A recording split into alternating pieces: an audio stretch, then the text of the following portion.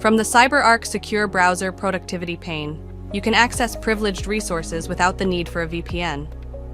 The CSB ensures a fully isolated connection from the endpoint to the target device. Privileged tasks can be performed directly in the browser with the highest security standards. The Productivity Pane displays only the privileged accounts allocated to the user. Click the ellipsis next to the account's name and click Connect. Scroll to the bottom of the Accounts pane. Choose the remote machine to connect to CyberArk's remote access technology, which makes remote connections to target devices, ensuring detailed session recording and auditing of privileged operations. Click Connect.